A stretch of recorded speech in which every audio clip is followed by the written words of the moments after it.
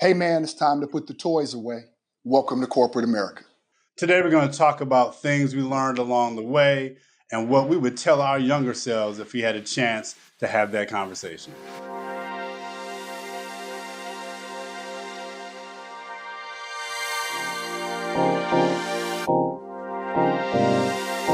Welcome to Mama We Made It. Mama made it. Boogie, so did you grow up with Kung Fu movies?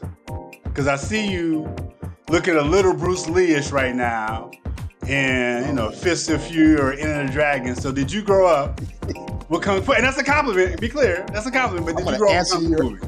I'm going to answer your question with a response that doesn't directly answer your question. I thought I was Jim Kelly-ish. Okay. All right. Yeah, but far be it Did you from have me. the afro? I did. It wasn't as regulated as that brother's, but I had one. I did like karate flicks growing up, man. Okay. I was also a Rodan Godzilla dude growing up. Ah, okay. Yeah. So there was something about combat as a kid that I relished and enjoyed. How about you? Were you? Definitely, man. We go down, you have 5 for $5, you have 5 movies for $5 and all you can eat popcorn, and we go down, catch the bus or walk to the spot around the corner from the crib and watch them all subtitled, poorly dubbed, you named it. We come home, we'd make nunchucks out of somebody's discarded broom out of the bath out of the kitchen. Had it all. We had a dude up the street, my boy Wally Don Darton, who I talked to the first time in a long time, about a month ago. And he knew that he was full on Jim Kelly, Bruce Lee, you name it. He would come down the street in his, I don't know if it's Nehru collar, but the black kind of button down the middle joint with the kung fu shoes with the red little thin flat. So you couldn't tell him nothing. He was air kicking everything he could see. So yeah, we were fully into it. We were fully. That's awesome, man. That's awesome.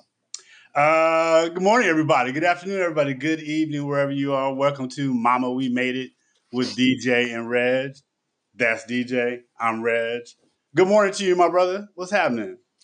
Man, all is well, brother. All is well. How you feeling today? I'm good, man. I'm good. We continue to build this thing, and I'm excited about, as we get clearer on what we're doing here. And we're giving it all away. The premise of this podcast is to take everything we've learned, throw it to the people in any useful form that we can. And hopefully, wherever they are on their journey, it helps along their path to making it whatever that looks like for them. Liberation, freedom, professional success. We're just trying to give it back, man. So we're excited to do that today.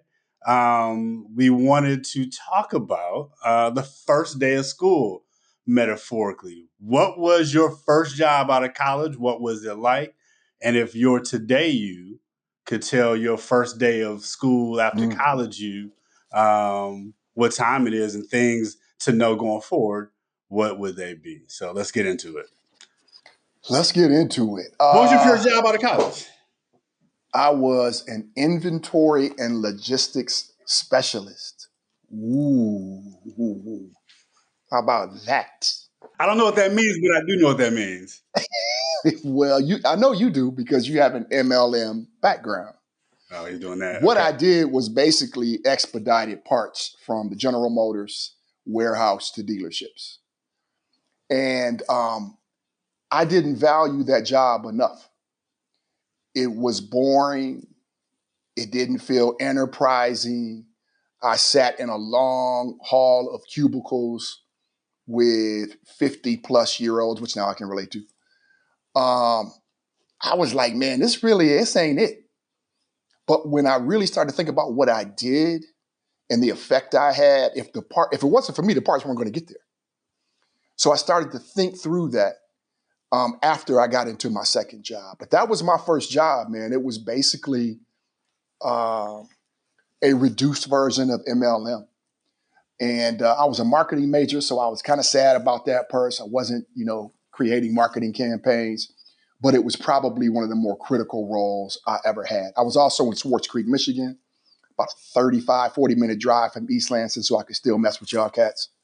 and get back. Oh, that's how that happened. Okay, that makes sense. That makes Yeah, sense. that's how that happened. Okay. Let me just talk about lesson one, and then maybe we can sort of tennis this thing. Man, dress for success. I did not do that. I dressed for happy hour. So shout out to Roxanne Ware. Sister looked out for me. She was my first manager. Dude, man, I showed up. Okay, I had on slacks, some form of what we used to call floor shoes, dress shoes,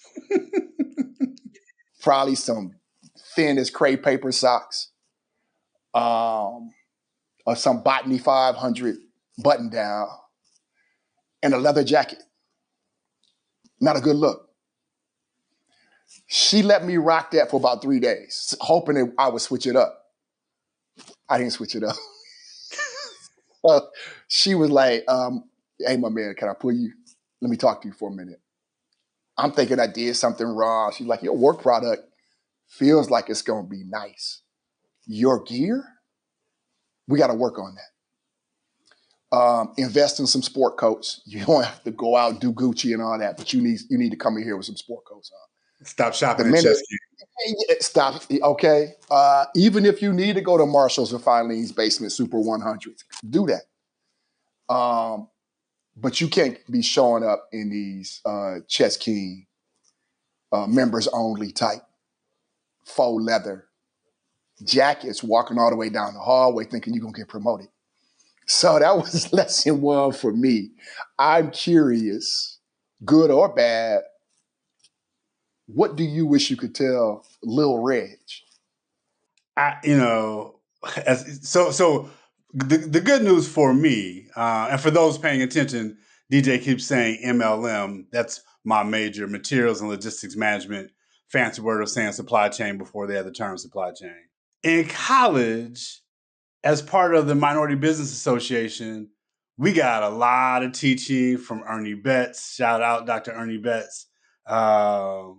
Vern over there as well. I mean, there's a lot Mm-hmm. of different brothers and sisters looking out for us. Billy Dexter over in the career placement office. And so as part of our student organization meetings, we would have sessions led by professionals, our counselors who would take us through dinner etiquette, what to order, not to order when you're going out for an interview, how to work your way through place settings, how to dress, what colors to wear, what colors not to wear, all the things around, just kind of protocol stuff, public speaking, presentation, like all those little things that in any given meeting you were bored with.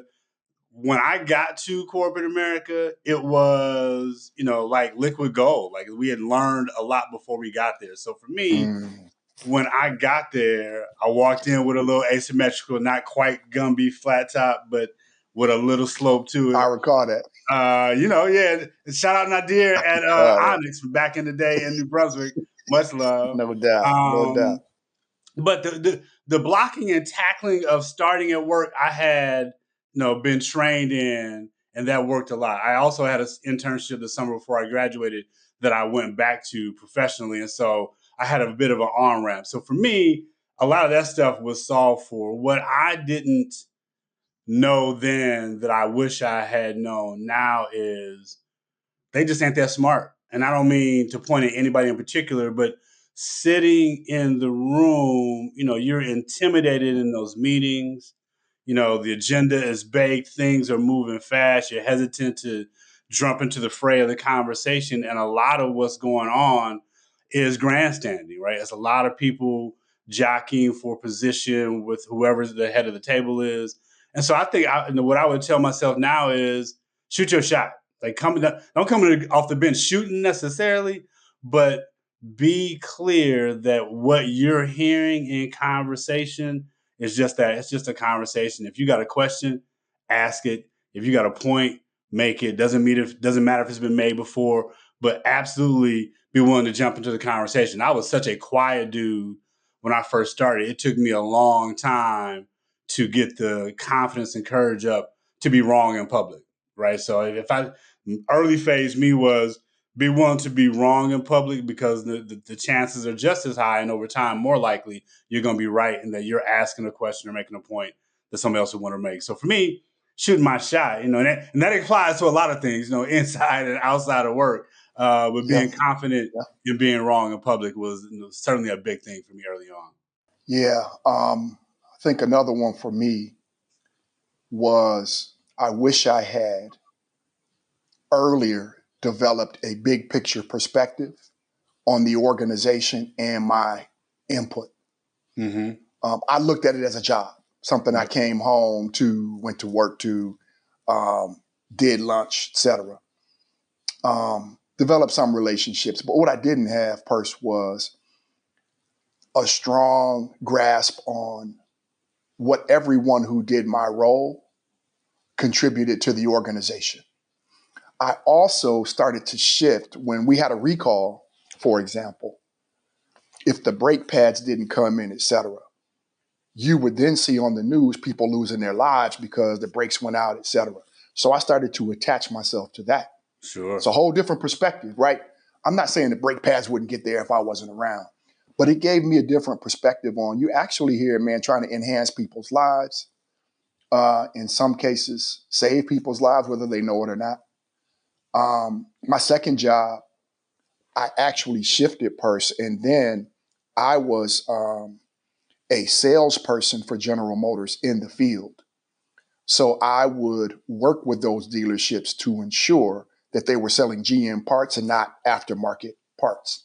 Yep. So I saw it from a consumer perspective and an end user perspective after I left that role. That's when I really started to value what that role was.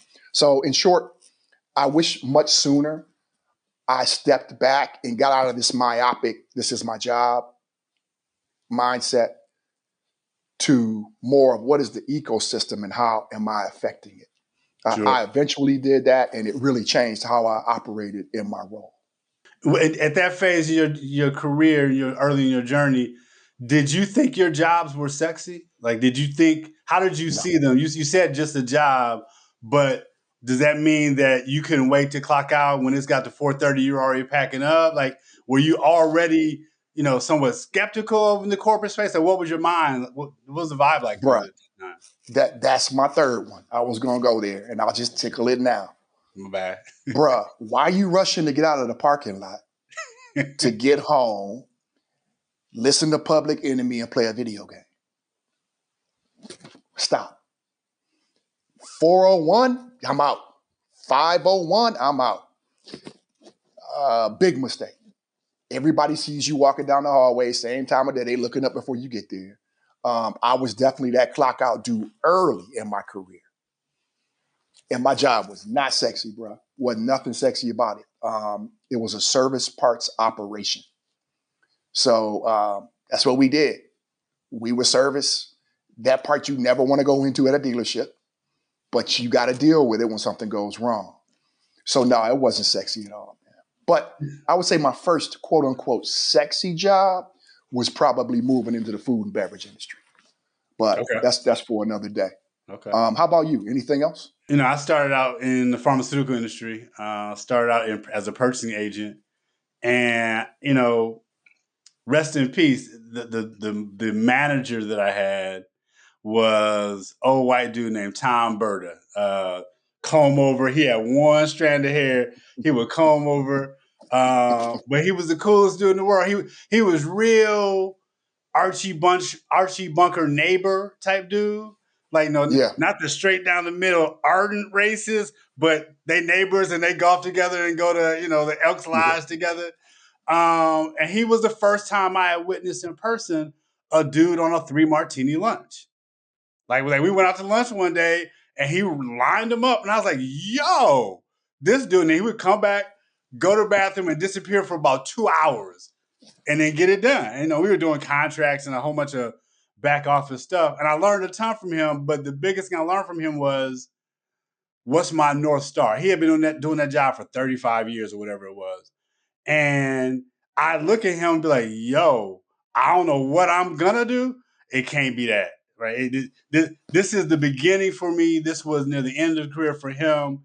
And so being really honest around trying to look at the horizon, even at the beginning of the journey, and having a sense of who's doing things you're interested in, who's not doing things, or who's doing things you're Mm-hmm. not interested in, and being able to be honest with yourself, like, yo, I got to correct now for my trajectory because I'm not trying to be pocket protector, 3 martini lunch dude 30 years from now. And at the same time, he was a good dude. Like, he took me under his wing and taught me a lot that I needed to know about how, corporations work and the inner workings of them. And that really was a foundational experience and learning for me as I went forward as it relates to just how does business get done and who are the people getting Mm-hmm. it done. So it was fascinating in my early career to watch these old timers, as I saw them, do things that I swore I'd never do. As I got deeper into my career and ended up leaving there, I think those first 4 years out of college before I went back to grad school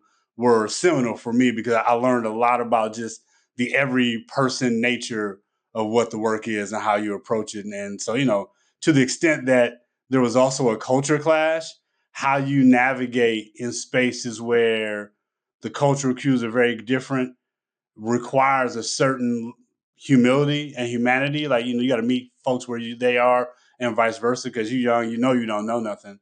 But the more honest conversations you can have, even if it's 3 martini lunch dude, the more learning you can do at a faster rate. And that's the thing, particularly coming straight out of school or in your first real gig, whatever that looks like. You want to learn early and often, and that oftentimes means failing fast. Yeah, that's so true. That people as examples theme is critical because I told you about, at the time, her name was Roxanne Ware, um, U of M, really sharp sister, like a big sister to me. And then on the other end, and I mean this respectfully, was a cat named Earl Hairston. And Earl was that dude saying, he gonna come in walking real slow with a hot cup of coffee, and 401, you turn around, he's gone. And he was at the dog track in Flint. And he knew my father, my mom's dad, through the dog track. We started talking one day. It's like, yeah, I know your grandfather. He was definitely a dog track dude too. But I didn't want to be that dog track dude. At the same time, I bet if you tapped into Earl's pension after 30 something years, That part. Earl was good. That part. So I learned that from Earl. Be about your money. They show you two ways that they value you. Maybe a promotion, but that paycheck's gonna come every 2 weeks.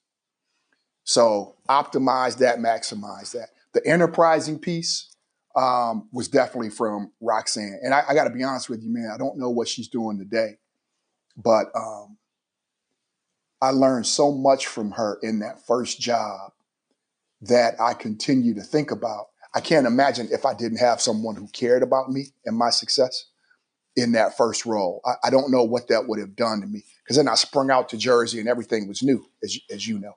Yeah. But I brought a lot of what she had instilled in me into that role. And Earl, too. Earl and I became really close. But I feel like, one of the things I've been able to do throughout my career is take these bits and pieces, valuable bits and pieces from people and experiences, and use them in a really productive way. And that's something that I think I would really instill hard in myself day one if I'm going back. Just make sure you continue to do that. And that was really valuable for me. Anything else top of mind for you, Mr. 34-4? That's funny. There is a lot to be said about when I was thinking about what you just said, your money, right? Like the I assume that it is, pretty straightforward that your first real job, your first, real paycheck, whatever that looks like, how to save, how to cover your bills and that type of thing. I was poor at that. I was terrible at that. I 5 years in, my credit was jacked up and it took me forever to get it fixed. And so I would certainly say to my young self then, all the fundamentals that I know now that we know now, which is max out your 401k, right? If you ain't at least Yep. at 15% where you are, hitting the upper Yep. limits of your maximum exposure, and you matching or getting all your company match if you have a 401k. Do that, right? And if not, do that. In today's environment, start you a little Roth IRA early, and just let it ride, because the power of compound interest is your friend. And so the sooner you start putting your nickels away, the better. And to the extent that you ain't making no real money when you start, don't trip over that extra percent There saving. you It will go. make a huge difference There down the you road. go. So I wish that I had much more financial literacy than I did coming out into the world. And so there's no question for me trying to be really clear on every resource your job offers around workshops to explain how your paycheck works, your W-2, your taxes, et cetera, et cetera, et cetera. Really, really important. So this is that one. And the last thing I'd say is the humility of talking to everybody, right? Like the walking in the door and seeing the people that you recognize as, custodian, dining, with Love it. mailroom. Like, those are your peers. Those are your contemporaries. Mhm. Don't look down. And that's a simple message. And I think we all know that culturally, but there's a power in connecting with everybody in the room, because they watching and they pulling for you, and they know the good ones from the not so good ones. And they're the ones who are stuck up and who are really paying attention to the world and walking through with humanity. So that walkthrough is really, really important. Yeah, and I think we're probably encroaching upon 25 minutes, but the other one I would tell myself is, just because you work for an automaker doesn't mean you should go buy an Oldsmobile Trofeo at the age of 22. A what? A trofeo? What the hell is that? Yeah, Tornado Trofeo, Trofeo. You don't remember that burgundy Trofeo? I used to come down on campus for no I remember the reason, drive Tornado. around it. Yes, I remember that car as you said it now. I think Tornado, the Trofeo, I don't remember that version or that Yeah, yeah, wording. but don't reduce me to a Tornado. That was a Trofeo, bro. And that was, and that motherfucker was Okay, cold, Ragtop. Okay, right? Ragtop. Yeah, it was cold. It was the upgrade, like, upgraded version of, but I would tell myself, Self. you don't need that. Your grandmother, but I would still get it anyway. That motherfucker was cold. So I would probably still do it, but I would tell myself, don't do it. Um, it, it, it paid off. I mean, it was a nice ride back down, checking you cats out, etc. And we got to appreciate ourselves a little bit too, man. So that was my way of forcing a budget. I'll call it that, and I'll That's what's leave it up. there. Dig it. I wish everybody who's at the variations of beginning their journey, and certainly as we come up on graduation season, whatever that means for you, you're gonna make it. It's gonna be a long journey, but you're gonna get there. So rock with us. That's us for today. Mama, we made it with DJ and Reg. Subscribe, like, rate us. Let us know what you think. Send us your questions. We are trying to build a conversation, but we want to make sure that what we're talking about works and is relevant for you. And we catch you on the next time. Mama.